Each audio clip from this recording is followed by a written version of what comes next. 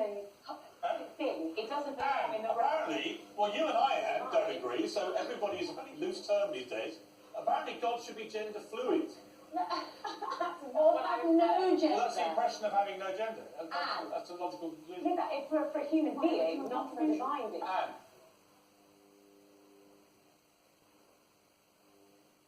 As I say, throughout the entire New Testament, Christ refers to God the Father. Now, the nonsense that was only a convention of his time, and that somehow people wouldn't have accepted it if he'd referred to a woman.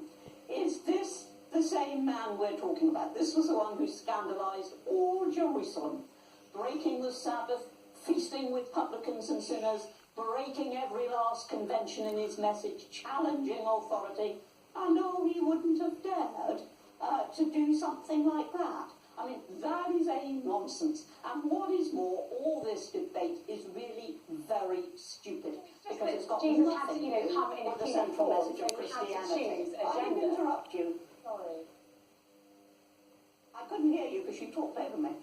No, I just said that, obviously Jesus, being a human being, you have to come in a form of, you have to be one gender or another. That doesn't necessarily... You do. But you couldn't then. No, so, I can be called Anne if I want Christian theology says that, before Jesus was incarnate, he was God and was with God and was God. So if we say that God doesn't have a gender, then in a sense, Jesus' gender is irrelevant. And do you think of God in a human form? Because many people might not think of God like that, and therefore having he or she could be irrelevant. Yes, I mean, a lot of people would think of God as a spirit, but because it's very difficult to imagine what a spirit is, we all have our own picture language. It might be a big a ball of unlookable light.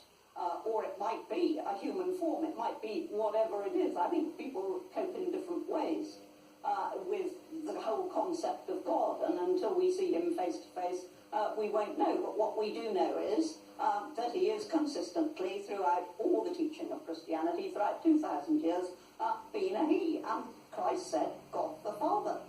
I don't actually think it matters very much. I also said that he wanted to gather people as a hen gathers her chicks under her wings. Does that mean he was a hen? Does that mean that he's a woman? These are analogies that were used to help us come to some understanding. It does not mean that they are Andy Newton at the Emmys on Sunday night said that she thanked God during her speech, despite the fact she's an atheist, which in itself I find quite offensive. Why would you do that?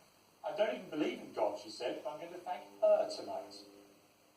There we go. We're really aware that gender is a huge issue at the minute. What's it got to do with an atheist? Because it's going to affect theology. Seriously, atheists, keep your big noses out of it. Right, nothing to do with you. Ray, thank you very much indeed. God is a her. Shut up.